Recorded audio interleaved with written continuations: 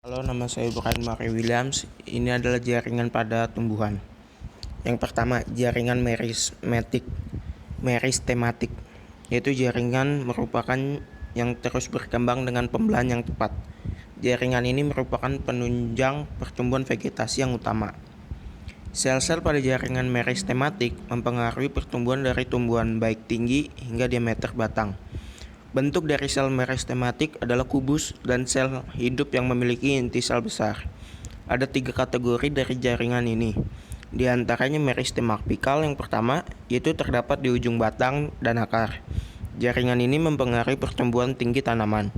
Yang kedua, meristem lateral, yaitu jaringan ini terdapat di bagian radial batang atau akar yang berfungsi untuk meningkatkan ketebalan tanaman. Yang ketiga, meristem interkalar, yaitu terdapat di ruas atau pangkal daun yang berfungsi untuk meningkatkan ukuran ruas. Yang kedua, jaringan dasar atau parenkim, yaitu merupakan jaringan yang terdiri dari sel-sel hidup. Sel poligonal dalam jaringan parenkim ini memiliki vakuola sentral yang besar dan terdapat ruang di antara sel di tengahnya. Sel-sel tersebut membentuk jaringan dasar dan empulur pada tumbuhan. Ada beberapa jenis jaringan parenkim. Di antaranya yang ke-1, klorenkim. Jaringan parenkim yang terdiri dari kloroplast yang membantu fotosintesis.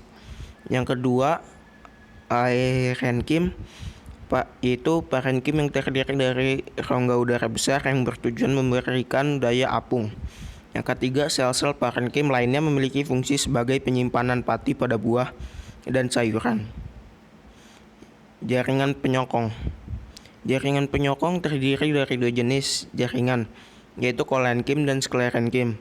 Jaringan ini berfungsi untuk membantu menyokong batang tumbuhan. Sel kolenkim merupakan sel hidup yang fleksibel dan memiliki celah antar sel yang sangat kecil. Sel ini dapat ditemukan di daerah marginal daun dan batang. Sklerenkim merupakan sel mati yang memanjang dengan endapan lignin di dinding selnya dan tidak memiliki celah. Sel ini banyak ditemukan di kulit biji atau kacang-kacangan, di sekitar jaringan pengangkut dan jaringan pada daun. Jaringan pengangkut. Jaringan ini berfungsi untuk mendistribusikan dan mengangkut zat-zat makanan, air, dan zat-zat lainnya. Jaringan pengangkut terdiri dari xilem dan floem. Xilem membantu mengangkut zat-zat dan air ke seluruh tubuh tumbuhan. Sedangkan floem membantu mengangkut zat-zat makanan yang dibutuhkan oleh jaringan tubuh tumbuhan. Jaringan epidermis. Jaringan epidermis atau disebut dengan jaringan pelindung merupakan bagian terluar tumbuhan dan berfungsi melindungi tumbuhan. Epidermis adalah lapisan sel yang membentuk penutup atau selubung dari keseluruhan struktur tanaman. Di tempat-tempat tertentu terdapat stomata di sela-sela epidermis. Stomata membantu tumbuhan dan pertukaran udara dan air. Sekian dan terima kasih dari saya, Brian Mary Williams.